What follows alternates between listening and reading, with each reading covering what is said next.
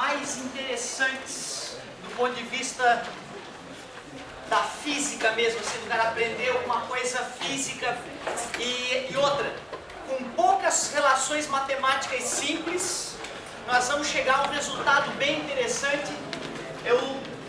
Uma aula gostosa para mim, pelo menos, né? Tu vê, claro que para o sujeito que não curte muito a física, pode ser uma aula bastante abstrata.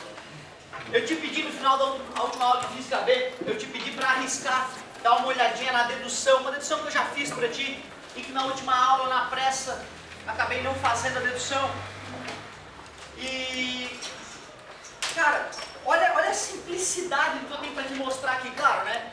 Eu queria que tu olhasse a nossa lista de fenômenos ondulatórios, e ao olhar cada um deles, soubesse falar alguma coisa sobre eles, soubesse um exemplo deles, certo? A absorção eu diria que é o mais fácil, né? A própria palavra já está dizendo o que está acontecendo. Se a onda está sendo absorvida é porque ela perde energia, ao perder energia a amplitude diminui. Mas não esquece, a frequência continua a mesma. Se ela não muda de meio, a velocidade continua a mesma. O lambda continua o mesmo.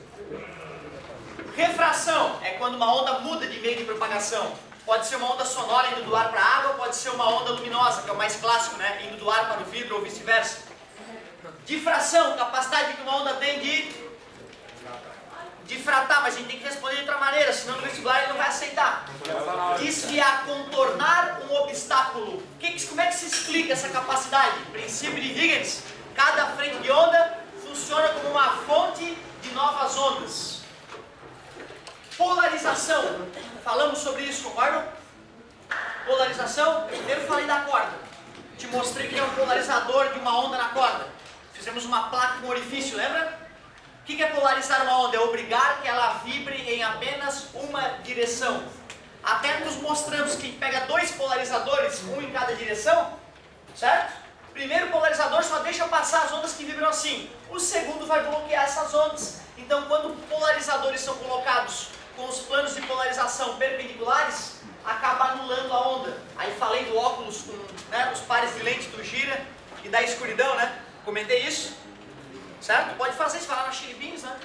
Shoppingzinho. Pô, cara, queria ver com óculos. Experimento. Não, mas eu queria com luz que polariza a luz, eu queria. Tem que ser, senão pegar umas ondas e tal. Aí o cara vai te trazer alguns modelos. Tu faz aquela marca, experimenta um outro. Aí tu pega um óculos, qualquer óculos, dois polarizados. Coloca um sobre o outro, gira. Se não escurecer completamente a lente, o óculos não é de lente polarizada. Claro que ele vai ter uns brinquedinhos lá para te chocar com óculos, né? Ele vai te dar um cartazinho que tu só consegue ler o que está escrito com o óculos de lente polarizada. Com o óculos normal tu não enxerga. Bem divertidinho para tentar te conquistar, né? Certo? E depois tu fala, não é minha praia. Então tu faz. É uma ótima maneira de lembrar o que é polarização. Interferência. Quando a gente fala de interferência em física, geralmente o cara fala, pô, tá vendo televisão e aí... É uma forma de interferência, mas eu prefiro ainda mais simples, crista com crista. Dá uma crista maior ainda, interferência vale com vale, dá um vale maior ainda, obrigado amigo, é uma interferência construtiva ainda. Porém, se uma crista encontra um vale, interferência destrutiva. No pior dos casos, ou melhor dos casos, as amplitudes do vale da crista eram idênticas e aí ocorre anula. Interferência totalmente destrutiva. Lembram desses detalhezinhos? Não foi nada de novo até agora, né? O que falta é refazer a dedução da fórmula da refração e falar um caso especial de interferência.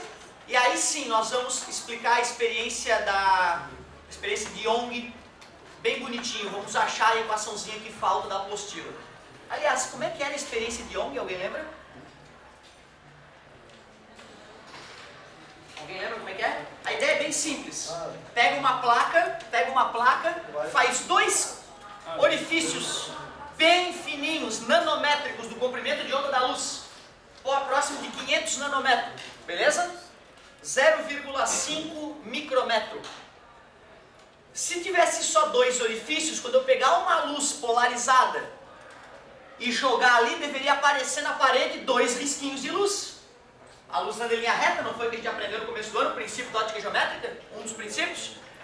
E se tu faz isso, dependendo da distância que tu está da parede, tu realmente percebe 2 riscos de luz.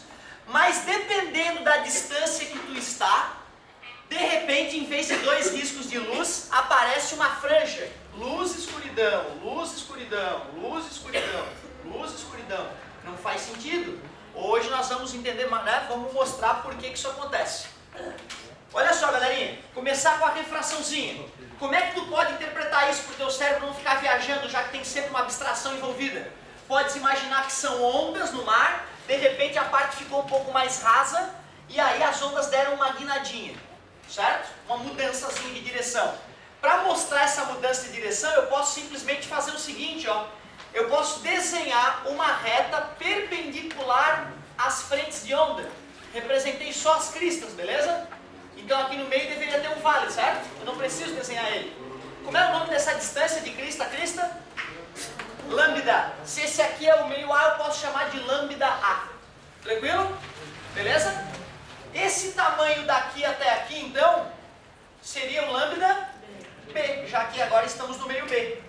Esse, ó, é o raio de onda que a gente chama. Quando a gente estava falando da luz, tinha lá, né, o ar e a água, ou meio A e meio B, a gente representava um raio de luz já chegando. Diminui a velocidade, aproxima da normal. N de chegada, sendo chegada, N de saída, sendo saída. Ali a luz já é o próprio raio. Quando eu vou trabalhar com as ondas do mar, não tem um raio saindo, né? Já viu? A surfista está ali, passa um raio assim do lado. Não tem isso. Mas eu tenho o direito de pegar e traçar aquela reta como uma referência para dizer, ó, a onda está indo para lá. Certo? Então aquela reta ali a gente chama de raio de onda. Ele não existe aquele raio nas outras ondas que não seja a luz visível no nosso caso, né? Então ó, é um raio de onda. Aí olha só, eu vou fazer aqui a famosa reta normal. Normal a quem? A superfície de separação entre o meio A e o meio B, a região A e a região B, beleza? A gente dizia que isso aqui é o ângulo de incidência, e aquele ali, ou esse aqui, ou lá no infinito, esse aqui é o ângulo de refração. Show! Alguma coisa absurda aí agora? Agora o seguinte, olha só, vê se tu concorda comigo. Esse ângulo aqui, gente, ó, esse ângulo aqui, tu concorda que ele é o complemento do I? Ele é o complemento do I. Isso aqui, esse triângulozinho que se formou aqui, ó, entre a superfície de separação, o raio de onda e essa frentezinha de onda aqui, esse aqui é um triângulo? É um triângulo de Pitágoras. Beleza, garoto, é um triângulo que Pitágoras vale. É o mesmo que dizer que é um triângulo retângulo. Muito obrigado. Vocês concordam que no triângulo retângulo, os outros ângulos, sem ser o ângulo reto, são complementares? Tu concorda então que esse aqui, esse ângulo aqui, ó, é o complemento do complemento? Sim. É o I, né? Tem umas passagens que são bobinhas, mas pode ferrar o cara. Não entendi, professor. Quer ver? Eu vou botar número e vai ficar óbvio. Se aqui for 60, quanto é aquele ali? 30. E quanto é esse aqui? Lógico, um triângulo retângulo. Tudo bem? Posso dizer que ele tem um ângulo I, não é? Sim. Agora olha só esse outro triângulo aqui, também é um triângulo retângulo. Que ângulo será esse? Por que que aquele ali seria um ângulo R, gente? Mesmo modo, né? Esse aqui é o complemento dele, concordam comigo? E aquele ali é o complemento do complemento. Se o ângulo é 10, o complemento é 80 e o complemento dele é 10. Beleza? Quer dizer que eu tenho dois triângulos retângulos. Eu posso aplicar seno, cosseno. Muito obrigado. Fico bem à vontade para fazer, né? Tu concorda que essas distâncias aqui são todas iguais? Ó, a distância daqui até aqui é x, a distância daqui até aqui é x, a distância daqui até aqui é x. Honestíssimo, né? Então olha só, seno, quem é o seno de I naquele triângulo retângulo ali? Quem é o seno? É o cateto oposto, que é essa distância aqui, certo? Eu chamei essa distância aqui de lambda A. Concorda comigo? Então é lambda A, cateto oposto, sobre hipotenusa, que eu chamei de x. Obrigado. Quem vai ser o seno de R? Quem vai ser o seno de R? Vamos ver. É o cateto oposto, que é essa distância. Nós chamamos essa distância de quê? Lambda B, né? Aquela distância ali é lambda B sobre A hipotenusa, que também é x mais uma vez. Cara, eu tive que aplicar 2 senos. Pronto, agora tu elimina o x, que não te interessa na equação. Para eliminar o x eu vou fazer assim, ó. X é igual a lambda A seno de I. X é igual a lambda B seno de R. Aceitam?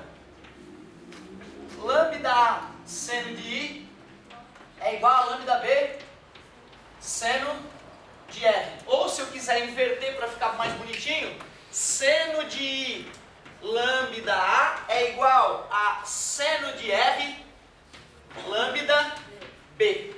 E cuidado, tá? A gente não vai pensar porque é que eu deduzi assim, que o Snell Descartes fizeram esse desenho, viram a lei e agora é assim. Não, não, não. As experiências aconteceram na frente deles. E o raio obedecia às ondas guinavam. Eles não sabiam por que inicialmente, mas percebiam que tinha uma relação matemática envolvendo o seno dos ângulos que descobria por que a onda guinava, que calculava, que previa como é que a onda guinava. Só depois eles conseguiram fazer a prova matemática da lei deles. Olha que interessante. Né? Para tu não achar que o cara fez a conta e aí começou a explicar para o mundo, descobrir como é que as ondas sofrem refração. Tu poderia ainda reclamar, professor, a fórmula não está ainda exatamente como a gente... Para a galera de casa ali, eu dei um zoomzão nos triângulos, fica bem bonito de ver, né, cara? Eu sempre fico me perguntando, por que eu não fiz gigantesco, né, cara? Por que eu não fiz gigantesco? Sou retardado mental mesmo, me perdoe. Olha só, galerinha, não tá daquele jeito clássico, N de chegada, seno de chegada igual a N de saída, seno de saída, lembram? Vamos dar uma modificada nisso. Veja o que uma lambda faz, era a piadinha tosca, não é? Posso isolar o lambda, não posso? Ficaria V sobre F é igual a lambda. Tenho o direito, então, no lugar do seno de I, colocar VA sobre FA. Tenho o direito de colocar no lugar do lambda B, VB, FB. Concordam? E o que acontece com as frequências mesmo, quando a onda refrata? É a carteira de identidade da onda, não muda. E aí, então, eu posso eliminar as frequências que são iguais. Outra fórmula. Agora com velocidade. Chegou já a fórmula que a gente está acostumado a usar? Ainda não, porque N é igual a C sobre V. O NA é C sobre VA. O NB é C sobre... Eu posso isolar o VA. Isola numa? Substitui na outra. Ficaria assim, vê se tu concorda comigo. Seno de I é... Isolando o VA fica C sobre NA. Isolando o VB ficaria C sobre NB. O que é isso? É uma divisão de...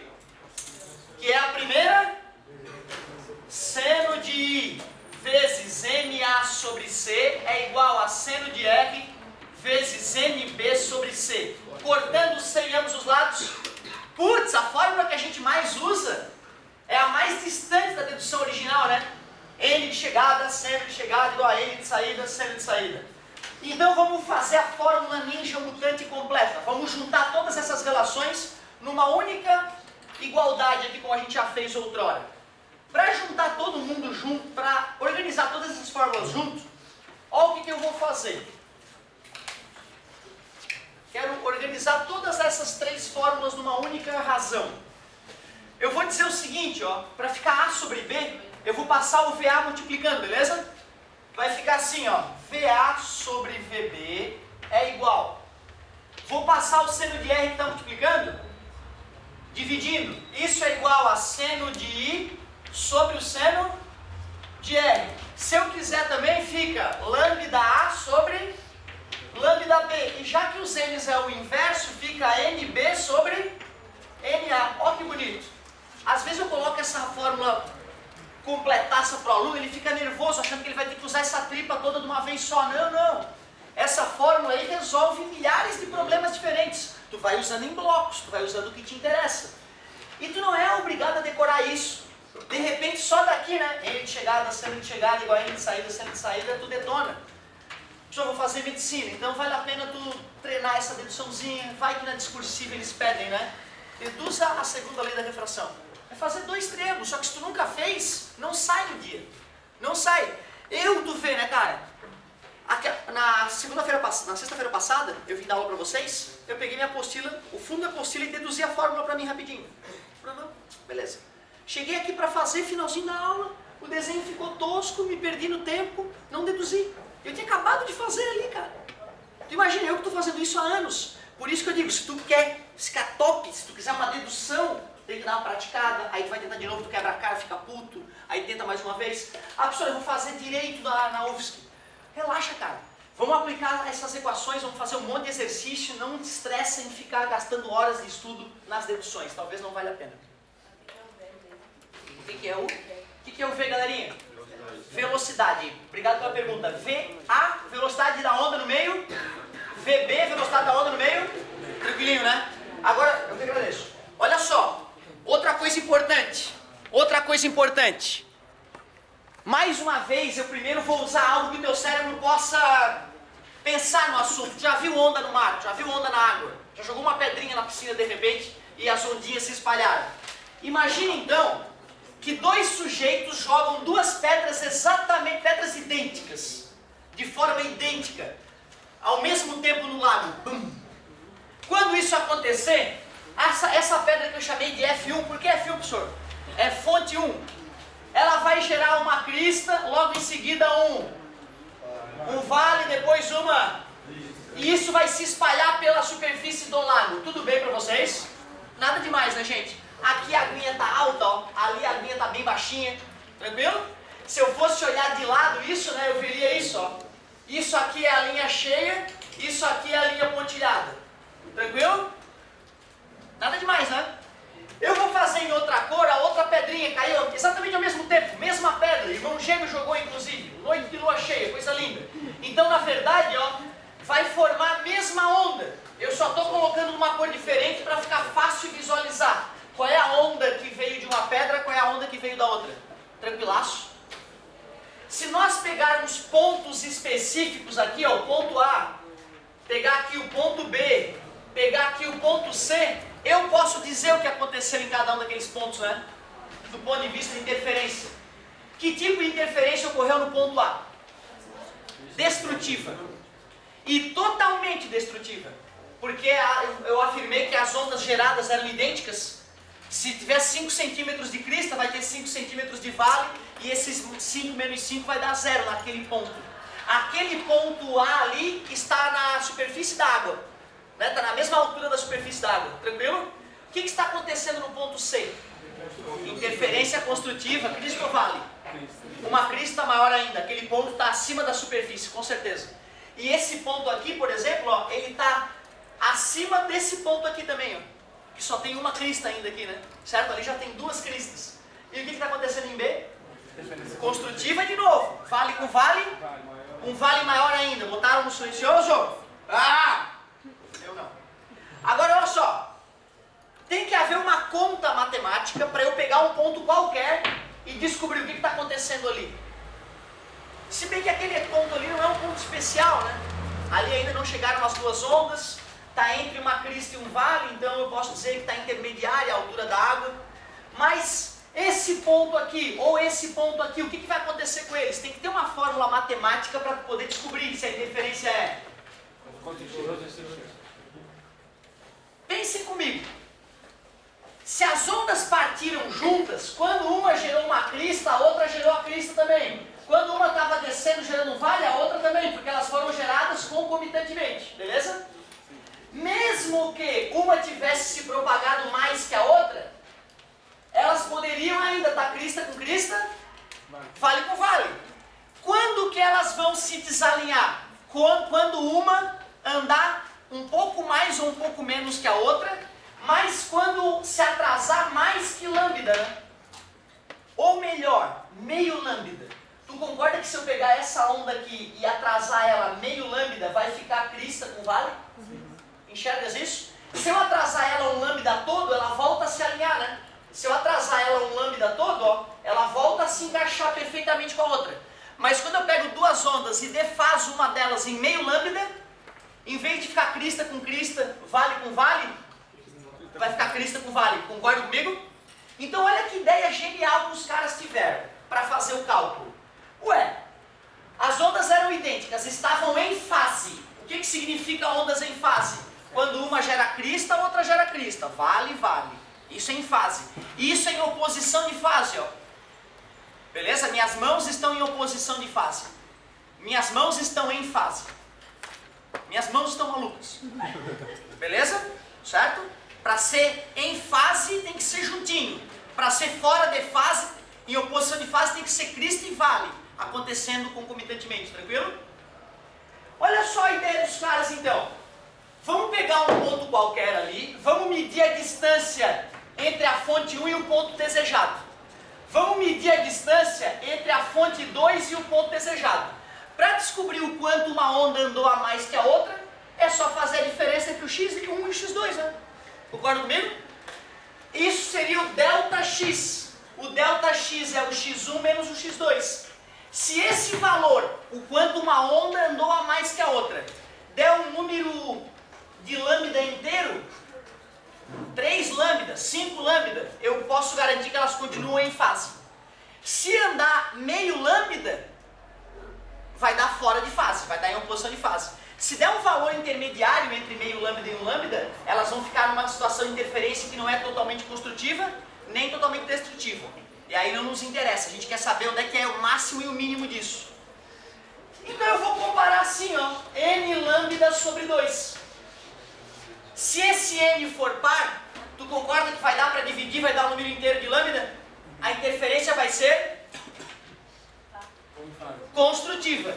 Se o n for ímpar, é indício de que apareceu um lambda sobre 2, né? Ou seja, uma onda andou meio lambda a mais que a outra. E a interferência será destrutiva. Simples assim. Então tu vê, ó, esse cálculo, eu lembro que isso me assustou muito, cara. Porque eu estava acostumado assim com uma fórmula, para eu chegar lá e achar uma resposta. E essa fórmula não é bem isso. Essa fórmula, ela tem infinitas soluções. O n pode ser 1 milhão, o n pode ser 1, pode ser 2. Certo? Essa fórmula é uma maneira matemática de calcular se a interferência é ou destrutiva. N par construtiva. N ímpar, isso seria o equivalente a uma interferência negativa, que a gente chama tecnicamente de destrutiva. Aí eu pergunto a vocês, galerinha, e se as fontes forem assim, ó? Vai ser ímpar. É o contrário. Concorda comigo? Então essa regra é para fontes em fase. Fontes em fase. Se as fontes estão em oposição de fase, é o oposto. Fontes em oposição de fase. Qual é a regra aí? N ímpar construtiva. N par destrutiva. Show de bola. Muito obrigado. Pois não.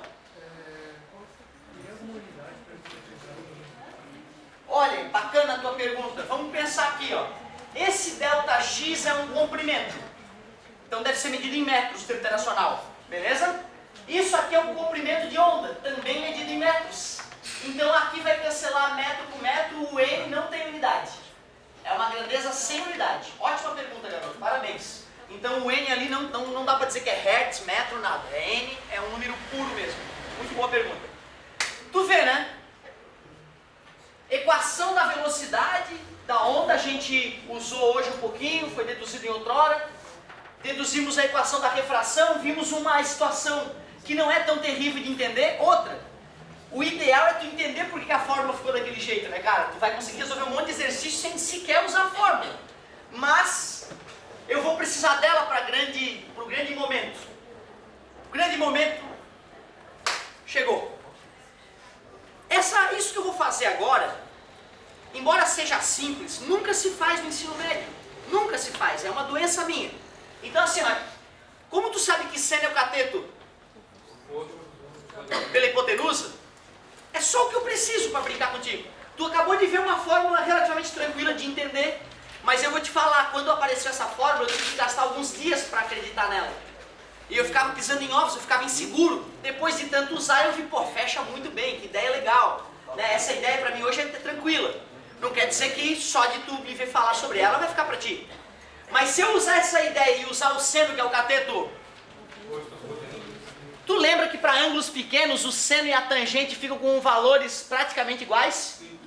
Lembra disso? Pronto, então o meio de campo está conversado. Acompanha só o que nós vamos ter que fazer para poder entender como que luz com luz pode dar escuridão. Olha que bizarro. A verdade é o seguinte, meus queridos. A experiência de Young, que é o que eu quero conversar com vocês hoje, porque vai tratar então de certa forma, 3 fenômenos ondulatórios distintos. É o ponto alto da aula e revolucionou a física. Chocou o mundo acadêmico quando Young mostrou que de fato a luz pode se comportar como uma onda. Porque até então a luz era uma partícula. O Newton achava, né? A partícula é uma baguinha, uma pelotinha que vai lá e passa reto lá. Quando Young fez esse experimento, ele perguntou para o mundo: ah é? A luz é um monte de baguinha? Então me explica por que acontece esse fenômeno doentio aqui. Olha o fenômeno como é que é. Eu vou pegar uma placa fina, opaca, e vou fazer 2 orifícios. Orifícios pequenos. De que ordem de grandeza?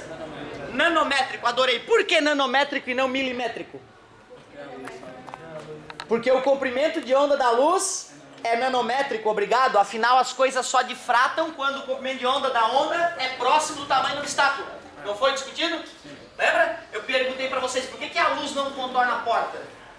Certo? Porque a porta é gigantesca para o comprimento de onda da luz, porém a luz difrata no teu olho, lembra? Aquelas imperfeiçõezinhas, né? São nanométricas, são do tamanho de moléculas, tu vê, ó. São moleculares aquelas imperfeições, para a luz sofrer o desviozinho. Lembra do que eu estou falando, né? Daquelas manchinhas que a gente vê se mexer junto com o olho. Ô galerinha! Você tem aquelas que o Paulo achava que era bactéria. Uma vez eu achei que estava ficando louco. Quando eu era guri pequeno, eu deitei na quadra de futebol lá de casa, o céu lindo assim, de repente eu vi uma manchinha. O que é aquilo? Eu fiquei olhando e a manchinha ia junto. Ela sumia do canto do meu olho. Que merda, outra manchinha. Cara, eu fiquei uns 10 minutos, meu Deus, eu achei que mancha no olho, cara, vou ficar sério, que merda é essa? Eu fiquei com medo de falar pra minha mãe. Como eu fazia cagada o tempo inteiro, entendeu? Aí eu ficava com medo, não, fiz alguma coisa que estragou meu olho, pelo amor de Deus. Aí eu percebi que estava grudado no meu olho aquela manchinha, né? Porque toda hora que eu tentava acompanhar ela, passaram-se décadas para eu entender que é uma moléculazinha que está numa posição inadequada, digamos assim, e a luz dá uma desviadinha. Nada, tudo normal, fica tranquilo. Começou a aumentar a mancha, vai no médico, urgente, pode ser uma toxoplasmose, pode ser um verme comendo teu olho. Olha só, então assim, ó, dois orifícios, tudo bem? Se eu boto uma parede aqui, pô, tinha que dar 2 manchas de luz. Não dá. Se tu ajeita a luz que tu usa, se tu ajeita a luz polarizada que chega aqui, como essas 2 fontes de luz vão ser gêmeas, vão estar em fase, essa luz vai se espalhar exatamente como a onda se espalhou na água. E aí vai ter regiões de interferência e destrutiva. Por isso vai aparecer na parede, né? Aparece uma franja bem grossa de luz no meio, depois uma mais fininha em cima, outra embaixo, uma mais fininha e assim por diante. Nós queremos achar a relação matemática entre a distância entre os orifícios, a distância entre a placa de orifícios e a parede onde vai aparecer a franja luminosa, beleza? O comprimento de onda da luz que eu usei uma fonte de luz que tem um certo comprimento de onda, lambda, nanométrico. A distância, essa distância aqui, né, entre as placas. E o que está faltando é o seguinte, eu vou pegar essa linha central entre os orifícios e vou dizer que ela é uma linha de referência onde aqui pode ser meu eixo Y, certo? Aqui é 0, beleza? Eu quero descobrir em que Y uma certa franja ocorre. Eu quero descobrir em que Y uma certa franja ocorre. Tudo bem? Pois não. A distância entre a fonte de luz ali. Essa aqui? Até a... Não vai ser necessário, tu vê. Eu vou botar colimadores para, na hora que a frente de onda chegar, ela chegar bem paralela ao orifício. Certo? Beleza? Então a fonte de luz aqui, ela vai, mesmo que ela esteja distante, eu vou botar plaquinhas para que a luz chegue bem certinha, tanto aqui quanto aqui, oriunda do mesmo laser. Certo? Então essa distância aqui não vai interferir no fenômeno, por incrível que pareça. Ô galerinha, olha só, vai ter um raio de luz que vai sair de um orifício e atingir aquele ponto. e vai ter um outro raio de luz que vai sair desse orifício e atingir aquele ponto. Tranquilo? Como é que eu vou conseguir saber se ali vai dar uma franja clara ou franja escura? Claro. Como é que eu vou saber? O que eu tenho que pensar para poder ver se a interferência é construtiva ou destrutiva? Eu tenho que ver quantos lambdas caminharam aqui, né? Quantos lambdas caminharam aqui? Se der um lambda inteiro, interferência construtiva, porque vai continuar crista com crista e vale com vale, como era aqui, né? Quando essa crista chegou aqui, tinha uma crista chegando ali. Beleza? Se der meio comprimento de onda, aí é uma franja escura. Beleza? Tu vê, ó, se tu aproxima muito aqui, tu não vê a brincadeira. Tu tem que achar uma distância suficientemente grande para tu ver essa franja na parede. Beleza? Quando essa distância é suficientemente grande, eu posso imaginar o seguinte, ó. Tá vendo essa linha, esse ângulo aqui que esses raios estão fazendo com a linha central? Esses ângulos são levemente diferentes, né?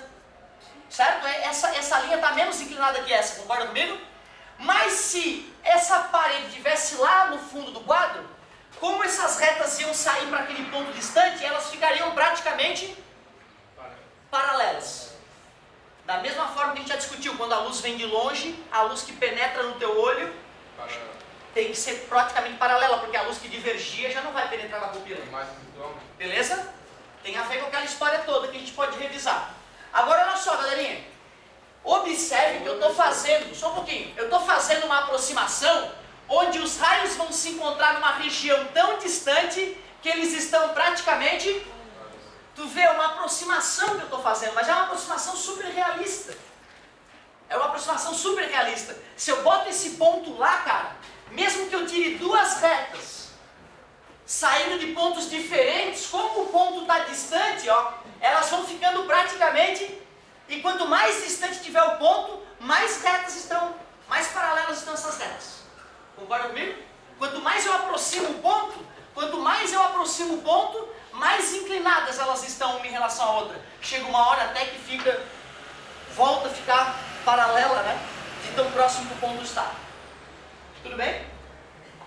Uma coisa que eu entendi, mas elas nunca vão conseguir ser totalmente assim, reta, paralela. Como é que é? Elas nunca vão conseguir ser totalmente paralelas. Nunca. Totalmente paralelas, não. Só que para ser totalmente paralela, o resultado vai interferir só na quinta casa após a vírgula. Não dá nem para medir essa precisão toda. Sacou?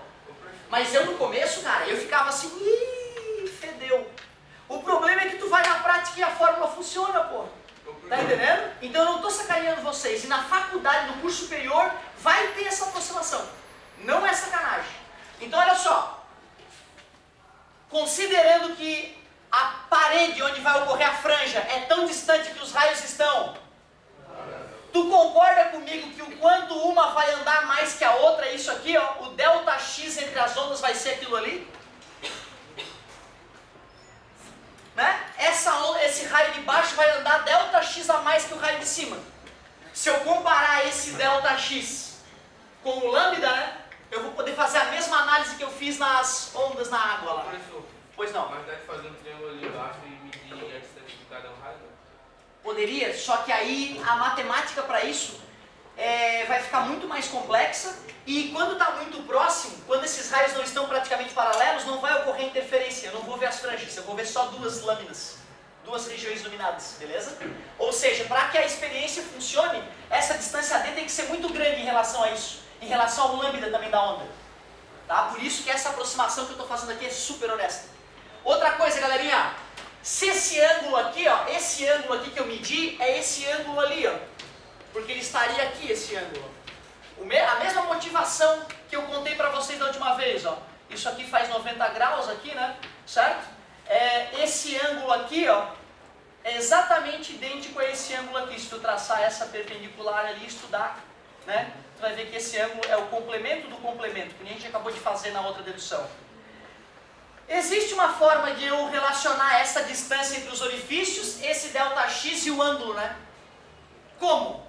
Deixa eu ver, cateto oposto sobre cateto adjacente, quase. Essa distância é a distância entre os raios, né? Eu queria a distância entre os orifícios. É a tangente? A tangente eu ia relacionar isso, eu quero a hipotenusa, porque o triângulo retângulo está ali, né? certo? Seno. Se bem que como esse ângulo é pequeno, a tua tangente ia funcionar tão bem quanto.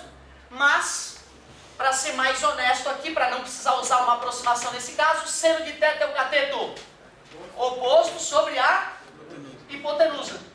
Tranquilo? Eu fiquei olhando aquele triângulo ali com uma opinião de 90. Eu botei, né, vários ângulos de 90, né? Era eu ter esse triângulo com essa pontilhada aqui, eu entendi. Era outro triângulo, né? Era a continuação desse ângulo aqui, para eu provar que esse era igual a esse. Certo? Obrigado, amigo. Ô, galerinha, mas olha só esse triângulo aqui, ó. Olha esse triângulo todo. Eu posso montar esse triângulo aqui, ó. Eu posso achar esse seno de θ também, né?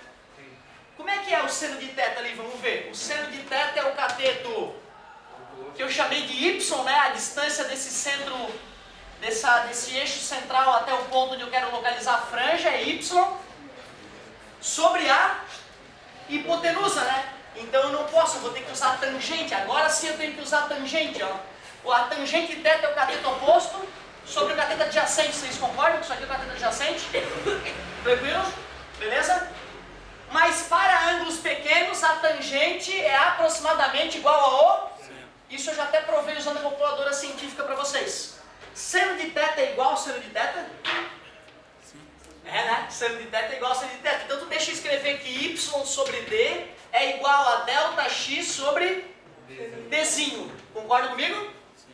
E o que eu posso colocar no lugar do Δx? Pode colocar N lambdas. Obrigado, amigo. Então vou passar esse cara para cá multiplicando e no lugar do Δx eu tenho o direito de colocar N vezes lambda sobre 2. A apostila, ela isola quem? Ela isola o lambda. Vou passar o 2 multiplicando, 2dy sobre lambda d. Sobre N lambdas.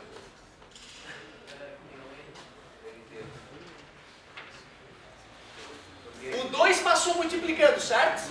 Beleza? O lambda não podia estar aqui porque eu isolei ele. É o N. Quem deveria ter passado dividido é o N. N. Olha para a fórmula da apostila lá na página 35, olha para a minha e o que tu deverias perceber? O L. O L, né? Ele chamou a distância entre a placa furada e a parede de L, eu chamei de D. Mudou alguma coisa? Não, né? Me ajudem, o que nós usamos para chegar nessa relação que envolve, olha a quantidade de variável, cara. O que é o D? A distância entre os orifícios da placa. O que é o Y? Exatamente, em que altura a franja estará. O que é o D? Zão. Entre a parede e a placa furada. E o N, cara? Pois é, o N não era, se era par era uma coisa, se era ímpar era outra. Continua valendo, né? O N sendo par vai dar uma franja clara, porque é uma interferência construtiva e as fontes estavam em fase, os dois orifícios. Se for o N ímpar, uma franja escura. Agora cuidado, hein? Essa relação não vale para a franja central, cujo N é 0.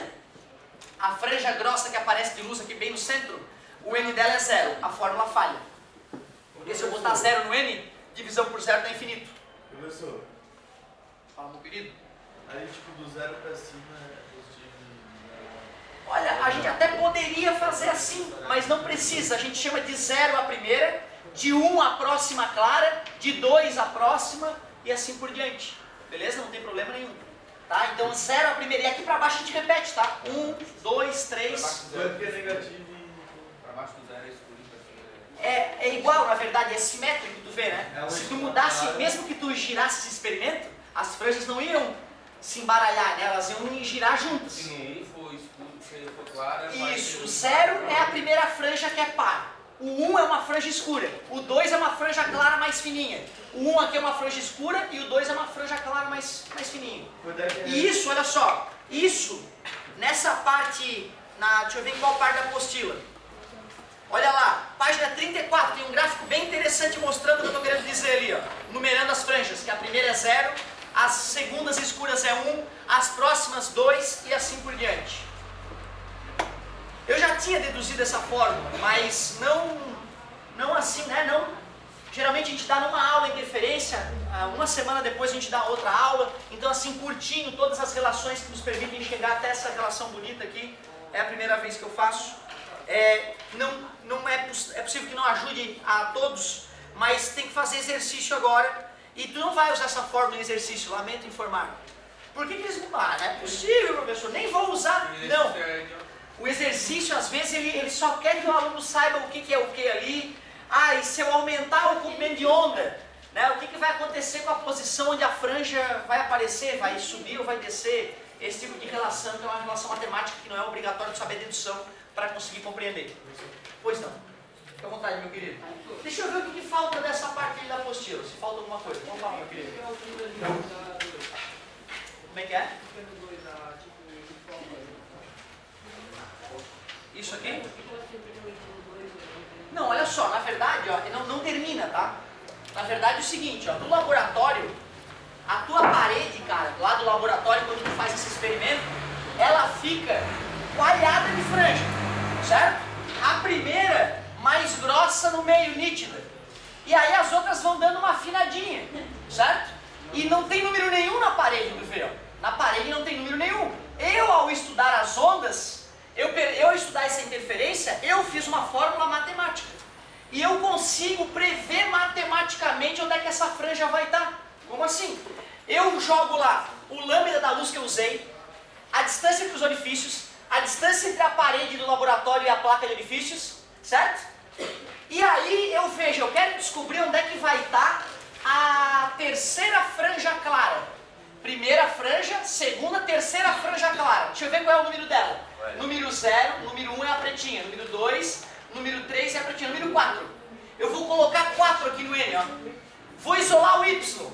Deu 5 centímetros. Eu venho com uma régua, puta merda, deu 5 centímetros, a minha fórmula é foda. E os caras fazem isso milhares de vezes, de diferentes formas, e a fórmula sempre bate. Por isso que a gente fica tão seguro de deduzir ela para você dessa maneira, mesmo com a aproximaçãozinha do ângulo, sacou? Foi 2 porque a matemática que eu usei usava essa história de números pares e ímpares para interferência construtiva e destrutiva. Por isso, tu vê, cara, né? Cara, quando me falaram essa primeira vez, primeiro que não teve a dedução, nada, ó, bum, engole. Pô, tu sai assim da aula, cara, porque luz com luz não dá linha reta, Cacildo. Eu aprendi no começo do ano e de repente agora tá dando franja clara, escura, o que é isso? Isso, de certa forma, prova a natureza da luz. Esse experimento mostrou para o mundo, Cacilda, a luz é algo mais complexo do que a gente imaginava. Vamos estudar ela melhor. E aí o Einstein continuou estudando ela, e a galera toda, de Broglie, Schrödinger, e todos os outros que culminou com as equações de Maxwell e com o mundo entendendo um pouco melhor as ondas eletromagnéticas, certo? E até hoje o físico, ontem eu estava tendo uma aula de física, introdução à física moderna, e o doidão lá, né? Muito mais doido que eu, muito. Caralho. Muito assim. E aqui, aquele agonia, aqui o ombro e tal. E o cara doidão, assim, muito. E ele é agoniado porque a luz é uma coisa desagradável. Ele faz os cálculos bizarros pela física newtoniana e dá um resultado. Aí ele, ó, agora eu vou ter que usar relatividade. Porra, sabe, é uma loucura. Não é pra vocês entenderem isso agora, entendeu? Isso aí é só uma introduçãozinha. E eu juro pra vocês, se tu for ver as aulas de curso superior dessas deduções, tu vai ver que é super honesto. Até porque, né, é raro poder fazer umas deduções bonitas dessas. Às vezes a matemática tem que ser integral e diferencial. Eu não usei nada de cálculo diferencial e integral, né? Eu usei só coisas básicas aqui pra gente deduzir a fórmula, né? Por isso que eu não queria perder essa oportunidade. Cara, faltou um fenômeno legal pra gente discutir ainda pra poder encerrar o volume B. Ressonância. Que legal é essa parte, cara. Eu já contei alguns casos interessantes pra vocês, eu acho, né? Do sujeito que o pessoal vê fantasma no laboratório, não contei? Cara, o sujeito, rato do laboratório, adorava ficar no laboratório até mais tarde, reformou o laboratório e começou a ter alucinação. E aí ele ficava trabalhando sozinho no laboratório de noite e começava a ver gente, vulto. Só que o cara era cientista, foi neurologista. Tô ficando louco, doutor. Como é que é? Assim, tô ficando louco. E examinava tudo, voltava para o laboratório e voltava a aparecer os vultos. Um dia, uma espada decorativa vibrou. Ele, deu um alívio, pegou um medidor de frequência, viu a frequência que a espada vibrava. Descobriu que era a mesma frequência do ventilador exaustor que ele tinha instalado depois da reforma. Percy mandou fazer outras ressonâncias calculando a frequência de vibração de cada organela do cérebro dele. E justamente a organela responsável pela localização espacial tremulava na mesma frequência do exaustor, fazendo o cérebro dele saculejar e ter alucinações. Desinstalou o exaustor, acabaram as alucinações. Detalhe, só ele alucinava, porque só o cérebro dele tinha o tamanho exato para entrar em ressonância. Quando um objeto vibra com uma certa frequência natural, se outros objetos têm a mesma frequência natural, eles passam a vibrar juntos na hora que eles recebem a energia desse objeto. E aí ocorre o fenômeno da ressonância. Quem tem violão sabe disso. Toca o misão, o mizinho vibra sem tu tocar nele, certo? Quando o violão estiver afinado. Chega em casa e testa. Violão afinado, toca o misão, a corda mais grossa do violão. Olha a corda mais fina, ela vai vibrar. Vibrar muito mais que as outras, porque mi e mi tem a mesma frequência, digamos assim, né? Certo? Depois a gente continua essa conversa. Muito obrigado pela paciência e pela atenção. Muito